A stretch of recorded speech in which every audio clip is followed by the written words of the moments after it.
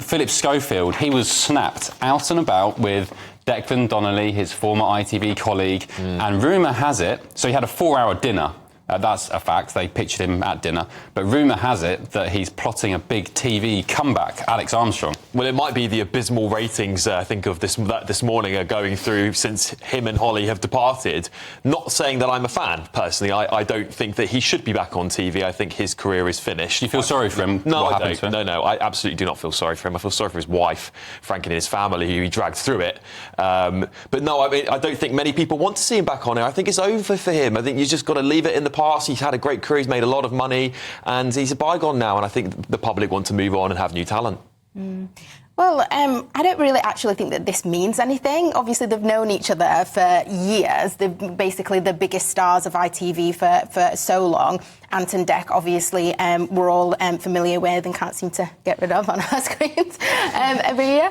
But I don't think that this actually means anything. I just think that it's basically a friendly dinner, and I can't see ITV, after going through all the investigations. Do you remember last summer? Yeah. It was extraordinary. Yeah. It was the story of a decade, a showbiz story of the decade, at least in my book. But also the worst-kept story, I mean, amongst, sort of media people, it was widely known that it was. Yeah. It was widely known that he was homosexual, and so for him to come out all of a sudden and make this big furore about it was quite bizarre, and I feel like he did that to cover up the allegations that are going to be used against him, and I think he wanted to use his sexuality as a shield against those allegations and delay that as long as possible. So he did it very successfully at the time. He said last May, when he stepped back from ITV, that it was an unwise but not illegal affair with a younger member of staff. Friends now, though, have been pushing for Phil to return to the spotlight, restarting the career that saw him become one of the country's most recognisable stars. A source said, since he left this morning, Phil has been held up by the support of friends like Ant,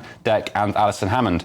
Whether he makes a comeback, whether it's on TV or radio, is still undecided, but the offers are there if he wants to pursue them. He's got offers, Joanna. I can't believe that, because I was there, actually, in This Morning studio doing the paper review with Bev Turner, actually, obviously your colleague, and it was just such a big deal. On the day? On the day. Hang on a minute, you were there on the day of his big reveal? Bev, yeah, we were what was doing it like? The paper review.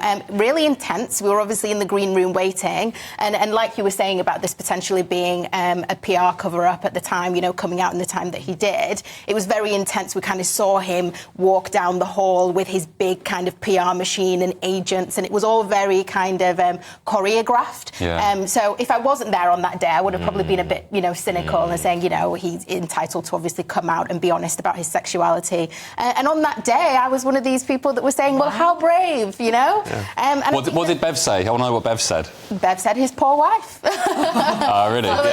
Similar to Alex, which, in that situation, we're all shocked. I was expecting that maybe he was going to announce a terminal illness or something like that, and we literally found out as the nation found out as well. So, well, he sold it like a terminal illness to the nation, and then people feel deceived. The public don't like being deceived. They saw this man who's sort of two-faced. He gave that piece of paper to David Cameron with all the list of potentially gay Tory MPs on it. I mean, come on, he should never be back on air. In this day and age as well, you can't come back from something like that with social media, because I think that the rumours were out there anyway on social media. TikTok was going mad, even before social media. Exactly, and I don't think that people would welcome him. And also his personal brand was kind of this cuddly type of person. If he was a hard-hitting kind of news, current affairs, then maybe he could have got away with it, a bit of controversy.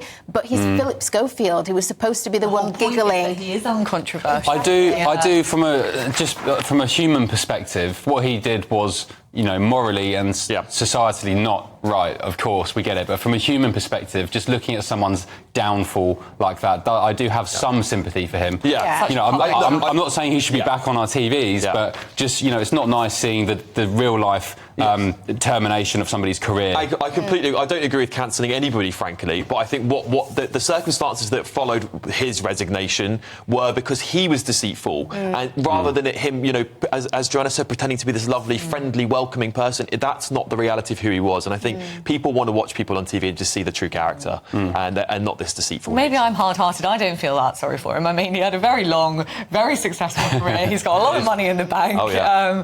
I kind of felt sorry for Holly. I know that obviously some people say that she isn't necessarily what we see on screen and she's not as kind of cute and cuddly, but it seemed as if obviously she lost the opportunity with This Morning through that. I know that obviously she gave different reasons when she resigned, but Alex, really, it was Alex a slippery looks, slope after that. Alex looks like he's got plenty to say about Holly Willoughby. I've heard plenty of stories about Holly not being a very nice person and being all this lovely, friendly person on TV, but then behind the scenes, extremely rude, extremely arrogant, making lots of demands to her staff, making people cry on set. Don't say that. Well, you know, these are allegations. I'm not accusing her of anything. These are things I've heard. Holly, people have told me. Holly, of course, isn't here to defend herself, and her mates, of course, and her family probably say she's a very lovely, wonderful person. But very interesting, yeah. I mean, some say that Holly should have or could have known about Philip's behaviour over the years. Who knows? He would have done.